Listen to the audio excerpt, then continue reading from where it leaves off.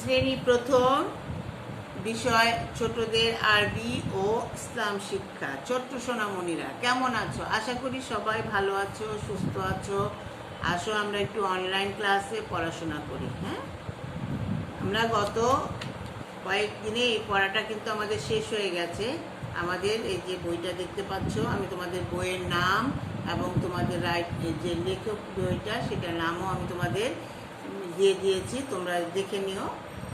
আচ্ছা, তাহলে আমরা আজকে, আমার মনে হচ্ছে যে আমরা অনেকটা পড়ায় শেষ করে ফেলেছি। আজকে আমরা প্রথমে অধ্যায় থেকে পুনরায় আলোচনা অর্থ হচ্ছে একবার পড়েছি আবার পড়ব। তাহলে আমরা আবার প্রথম থেকে পড়ি, কারণ অনেকে হয়তো বা পড়ায় ধরতে দেরি হয়েছে বা বই কেনা হয় নাই, এই জন্য হয়তো পিছিয়ে আছে। এই জন্য আমরা আবার প্রথম থেকে অল্প অল্প করে পড়ে আবার শেষ করব। আমরা এই বইটা কিন্তু কয়েকবার শেষ করব। আমাদের যেহেতু সময় আছে হাতে, আমরা অল্প অল্প করে পড়লেও বইটা আমাদের কয়েকবার শেষ হয়ে যাবে। এখন আমি সিলেবাস বলছি না যে কতটুক থাকবে, যখন পরীক্ষা হবে তার আগে বলে দিব যে এতটুক থেকে প্রশ্ন করা হবে। এই জন্য তোমাদের সেই চিন্তা নাই যে আমাদের বইটা শেষ হয়ে গেল কিন্তু শেখা হলো না, এরকম যেন মনে না হয়। আমরা অল্প অল্প করে পড়ে শেষ করে দেব। তাহলে আমাদের প্রথম অধ্যায় কি আছে জানো? আল্লাহ ও আসমানি কিতাব। দেখো কি সুন্দর করে তোমাদের বইতে দেয়া আছে, আল্লাহ ও আসমানি কিতাব। তাহলে আমরা এই অধ্যায়টা শুরু করি।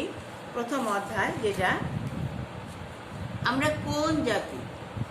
প্রথম প্রশ্নটাই বলা হয়েছে যে আমরা কোন জাতি। কোন জাতি মানে আমরা মুসলমান জাতি, তাই না?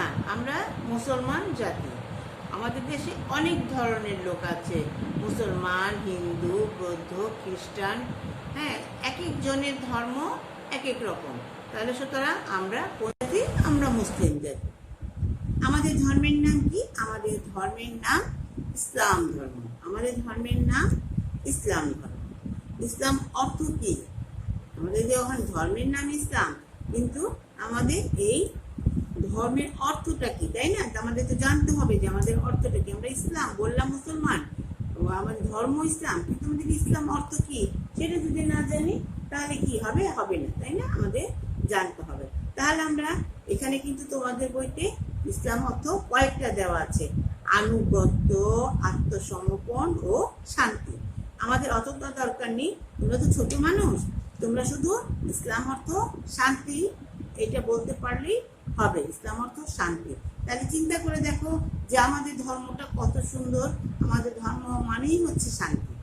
আমাদের ধর্মের মধ্যে কোনো বিশৃঙ্খলা নাই, হানাহানি নাই, হিংসা নাই, বিদ্বেষ নাই, মারামারি নাই, গোলাগুলি নাই, কিচ্ছু নাই। দেখো, আমাদের ধর্ম মানেই শান্তি। তাহলে আমরা এইটা যদি আমরা মনে করি, তাহলে কি আমরা কোনো অন্যায় কাজ করতে পারি?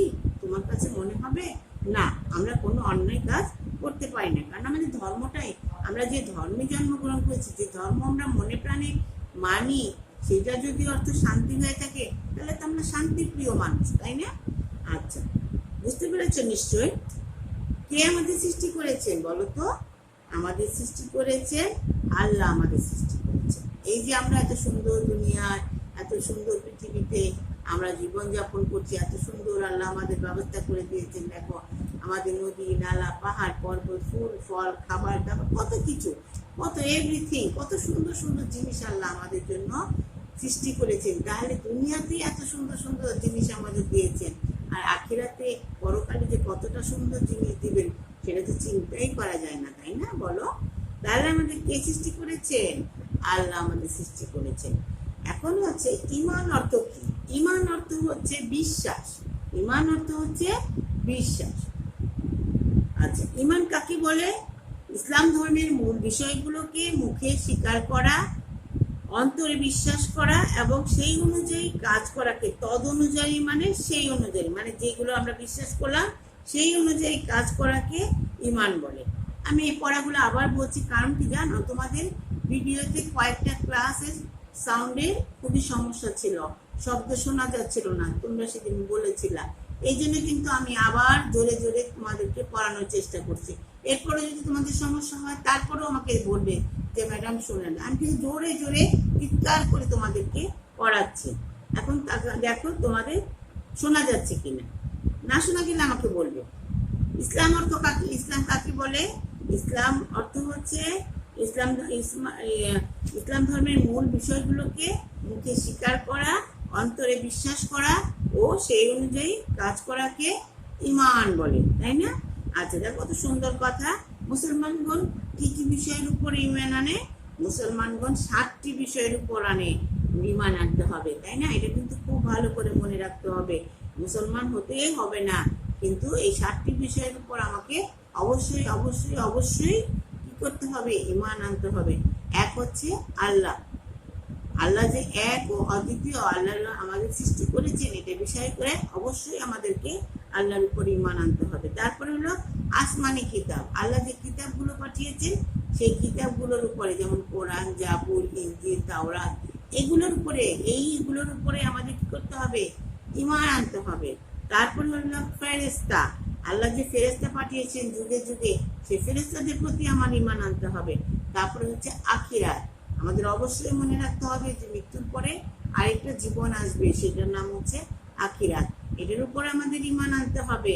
তারপর হলো তাকদির, তাকদির হচ্ছে ভালো মন্দ, আল্লাহ আমার জন্য যেটা রেখেছেন, আমার কপালে যেটা রেখেছেন, আমার জন্য যেটা ভালো, আল্লাহ সেটাই করবেন, এটা আমাদের তকদিরকে বিশ্বাস করতে হবে। এরপর হলো নবী রাসূল, আমাদের যুগে যুগে অনেক নবী রাসূল এসেছে, আমরা জানি। আমাদের প্রথম নবীর নাম হযরত আদম আলাইহিস সালাম, আর শেষ নবী হলো হযরত মুহাম্মদ সাল্লাল্লাহু আলাইহি ওয়াসাল্লাম। তাহলে আমাদের যুগে যুগে এই মাঝে আরো অনেক নবী রাসূল আসছেন, এদের প্রতি আমাদের ঈমান আনতে হবে। তারপরে 7 নাম্বার হচ্ছে পুনরুত্থান। পুনরুত্থান মানে আমাদেরকে আল্লাহ জীবনে এখানে এই দুনিয়ার জীবন শেষ করে আবার আমরা যখন পরকালে যাব, তখন আমাদের আল্লাহ কি করবেন? আবার পুনরুত্থান করবে, আমাদের হিসাবের জন্য আবার আমাদের এই পুনরুত্থান করা হবে, সেটার উপরও আমাদের করতে হবে, বিশ্বাস আনতে হবে। তাহলে আমরা অবশ্যই মুসলমান হয়ে 7টা বিষয়ের উপরে ঈমান আনবো। এরপর হলো আসমানি কিতাব কার বাণী? এই যে আসমানি কিতাবের কথা বলছি, আসমানি কিতাব 2 নম্বরে বলেছে আসমানি কিতাব। তাহলে এই আসমানি কিতাবটা কার বাণী? কে এই বাণীটা আমাদের জন্য পাঠিয়েছে? তাহলে আসমানি কিতাব আল্লাহর বাণী। আল্লাহর পক্ষ থেকে মোট কতখানা কিতাব নাজিল হয়েছে? আল্লাহর পক্ষ থেকে মোট 104 খানা নাজিল হয়েছে, 104 খানা কিতাব নাজিল হয়েছে। আচ্ছা, তারপরে দেখো প্রধান কিতাব কয়খানা? প্রধান যে কিতাব 104 খানার মধ্যে প্রধান কয়খানা? প্রধান হলো 4 খানা। এই প্রধান 4 খানা আবার কি কি? সেটা হচ্ছে তাওরাত, জাবুর, ইনজিল ও কোরআন মাজিদ। এইগুলো হলো প্রধান কিতাবগুলো। তাহলে আমরা কিন্তু এখানে যে প্রশ্ন আছে, অনেকগুলো প্রশ্ন আছে, 21টা প্রশ্ন। আজকে আমরা এইটুকুই করব। তোমরা ছোট মানুষ, বেশি পড়া দিব না। সেদিন বলেছো পড়া বেশি হয়ে যায়, আমি কিন্তু আসলে একদিনে পড়ার জন্য দেই না, আমি তোমাদেরকে আস্তে আস্তে করে 2টা 3টা করে প্রশ্ন শেখার জন্য দেই। তারপরে অনেকের কাছে মনে হয় পড়া বেশি হয়ে যায়, এই জন্য আজকে 11টা প্রশ্নই থাকবে। এরপর আমি 12 থেকে 21 পর্যন্ত, আর সাথে অনুশীলনীগুলো পরের ক্লাসে পড়িয়ে দিব। আজকে আমরা এই 11টা প্রশ্ন নিয়ে আলোচনা করব। তাহলে আমাদের প্রধান কিতাবগুলো আমরা মুখে মুখে শিখে ফেলি। 1 নাম্বার হচ্ছে তাওরাত, তা উ রয়কারা ত, তাওরাত বানান করে শিখবে। বানান করে শিখলে কি হবে জানো? তোমার উচ্চারণটা ঠিক হবে। তারপর হলো জাবুর, জয়কার বস্কের গু বসনার র, জাবুর। তারপর হলো ইনজিল, ওসো ই দন্তান ন, ইন ওকে জস্কার জি ল, ইনজিল। তারপরে 4 নাম্বার হচ্ছে কোরআন, বস্কের গু বসনার র, অন্তস্থ আ দন্তান ন, কোরআন। এইভাবে করে তোমরা কি করবে? বানান করে করে পড়বে। আর আমি বলছি একটা নোট খাতার মতো করবে, নোট খাতায় প্রশ্ন লিখবে উপরে এক রকমের কালি দিয়ে, আর নিচে উত্তর লিখবে। তারপরে তুমি শিক্ষা যখন হয়ে যাবে তখন ফাইনাল একটা নোট করবে। সবগুলো পড়া যেন তোমার একটা খাতার মধ্যে থাকে, তোমাকে যেন প্রশ্নের জন্য খোঁজাখুঁজি করতে না হয়, বা তোমার শিখার পরে যেন তোমার আর এগুলো ভুল না হয়ে এদিক সেদিক পড়াগুলো চলে না যায়।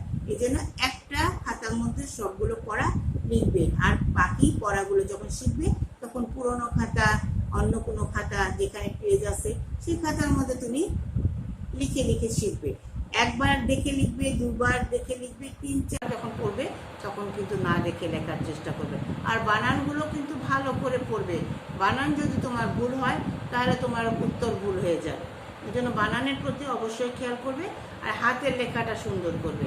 হাতের লেখাটা সুন্দর করলে তোমার কি হয়, পরীক্ষায় ভালো নাম্বার পাওয়া যায়। হ্যাঁ, এটা হলো বড় ব্যাপার। তোমরা ছোট মানুষ, তোমরা এখন থেকে যে অভ্যাস করবে, যে চর্চা করবে, সেটাই তোমাদের হয়ে যাবে। আর সবাইকে বলছি, সামনে রমজান আসছে। রমজানের সময় কি করব, আমরা ইবাদতও করব, পড়াশোনাও করব, আবার খেলাধুলাও সময়তে করব। কিন্তু যেহেতু রমজান মাস আমাদের পবিত্র মাস, এই মাসে কিন্তু পরিবারে অনেক রকমের কাজ থাকে। মাকে একটু সাহায্য সহযোগিতা করবে। তারপর ইফতারের সময় সুন্দর করে একটু বসে সবাইকে সাথে ইফতার করবে। তোমরা তো রোজা রাখতে পারবে না ছোটরা, কিন্তু তোমরা যদি রোজার যে নিয়মকানুনগুলো সেগুলো মেনে চলো, তাহলেই কিন্তু আল্লাহ তোমাদের সওয়াব দেবে। আর সবচেয়ে বড় কথা হচ্ছে, সবাই সবার জন্য খুবই দোয়া করবে। তোমাদের ছোটদের দোয়া আল্লাহ কবুল করে নেয়। তোমরা আল্লাহর কাছে এই করোনা ভাইরাস থেকে মুক্তি পাওয়ার জন্য আল্লাহর কাছে দোয়া করবে, আমাদের জন্য দোয়া করবে। আমরাও তোমাদের জন্য অনেক অনেক দোয়া করছি। আশা করি সবাই ভালো থাকবে, সুস্থ থাকবে। তারপর নেক্সট ক্লাসে আবার দেখা হবে। কোনো রকম সমস্যা হলে আমাকে অবশ্যই জানাবে। তোমাদের জন্য অনেক অনেক দোয়া রইল। আজকে ক্লাস এখানেই শেষ করছি। আল্লাহ হাফেজ।